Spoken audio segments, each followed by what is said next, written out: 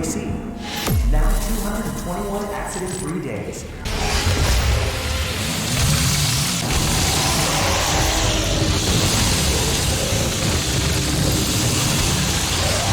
The service elevator is at the end of the hall.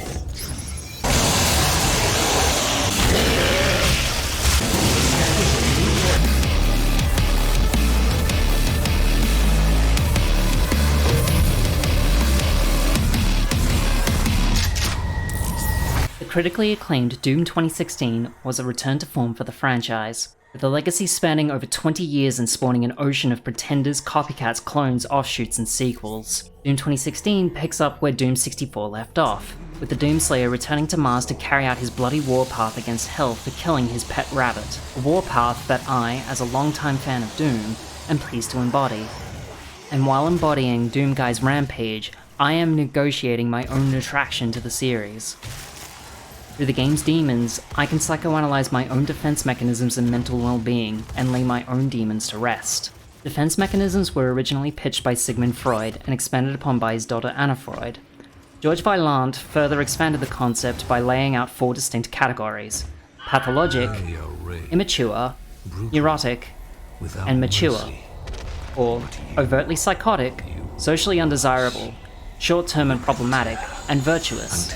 My temper and vindictiveness can read as either a neurotic reaction formation, fear and anxiety instead expressed as combativeness, or an immature acting out defense, lashing out without conscious direction.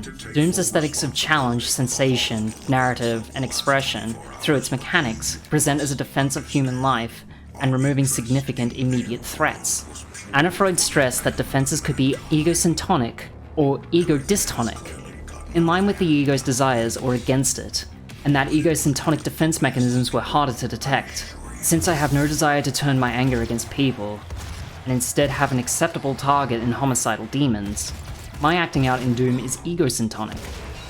Since this defense mechanism is immature, it has since caused problems in relationships and quality of life.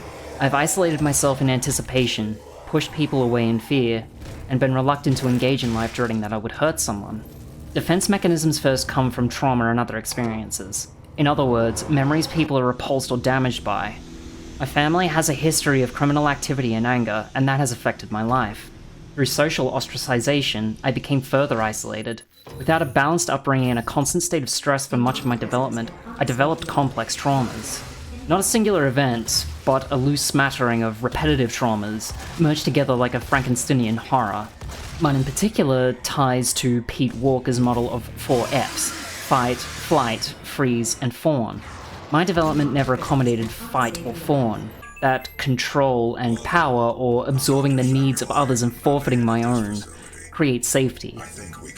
I fly or freeze, busy and work myself into a ditch and dissociate and shut down afterwards. In Walker's words, the computer addict who workaholically focuses for long periods of time and then drifts off dissociatively into computer games. Complex trauma can be approached similarly to Stockholm Syndrome, that one is being held hostage by their circumstance, that defense mechanisms spring from this situation by trying to survive. Games are, in a way, my method of trying to survive. Walker, anchored by Anna Freud, suggests that egosyntonic crying is one of the most effective ways to treat flight response dependency, as a means to slow down flight response. Relating and having a positive relationship is key to treating freeze responses. Doom, and by extension Doom Guy, became a positive relational egosyntonic crying. That I can release my trauma by upkeying into Doom's fantasy, by indulging and flowing in inherently risky gameplay in Ultra Nightmare and giving myself permission to fail. I can contain this socially unacceptable behavior.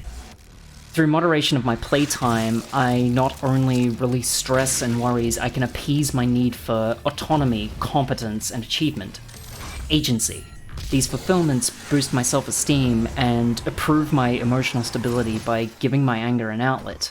However, one aesthetic the game doesn't offer, specifically to my fight response therapy, is fellowship. But thanks to the power of modern technology, I can bring my gameplay to an audience. In fact, some of this footage was captured midstream with my Twitch community. Team emote idea, it's like, just bring it into someone else. Uh-oh. Okay, give me that.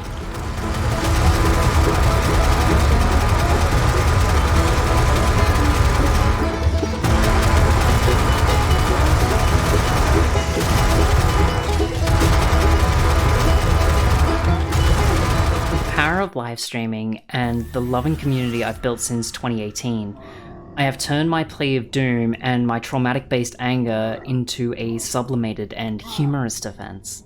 I can joke, fail, and live better for myself. People laugh with me, and it gives them a lens to shape their own experiences.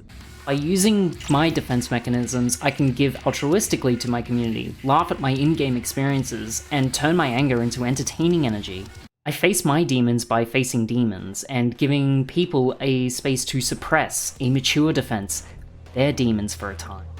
By Doomguy destroying the source of his trauma, he in turn sublimated his defense mechanisms to protecting people